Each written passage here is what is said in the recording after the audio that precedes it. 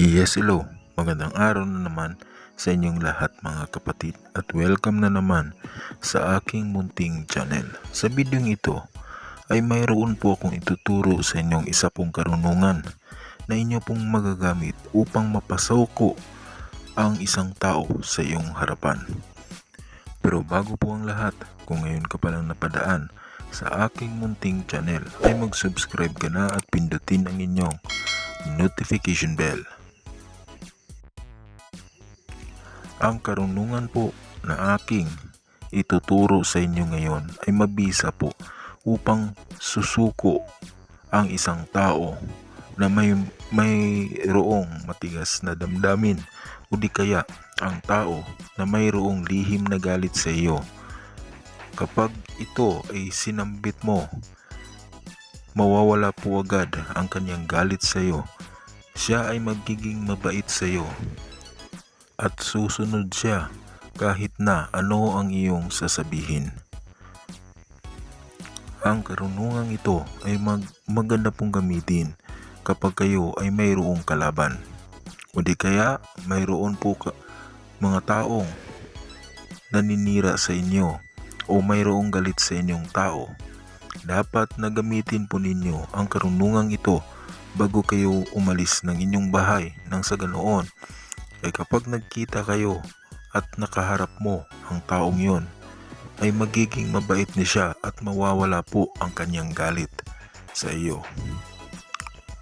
At kapag mayroon din naman po na tao na matigas ang kalooban, upang mapasunod mo ito at lalambot po ang kanyang damdamin sa iyo, ay gamitin lamang po ang mahiwagang karunungan ito.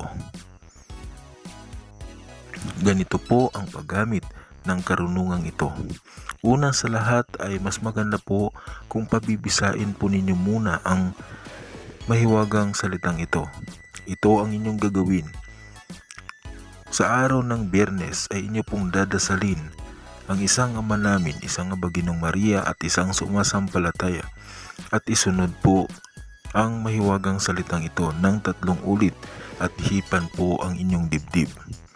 Tuloy-tuloy po ang inyong paggamit sa loob po ng 9 days nang sa ganoon ay mapagana po ninyo ang mahiwagang salitang ito. At kapag inyo na po itong gagamitin, halimbawa kapag nakita ninyo ang tao na mayroong galit sa iyo o mayroong matigas na kalooban, ay usalin lamang po ito sa inyong isipan at hipan po ang inyong sarili at mawawala na po ang kanyang galit sa iyo kapag nakita ka niya. Ano man din po ang iyong sasabihin ay kanyang susundin. Ito po ang karunungan na iyong gagamitin. Salvami igusum sanctum Christum. Igusum saludartum baras ni Senior Santos.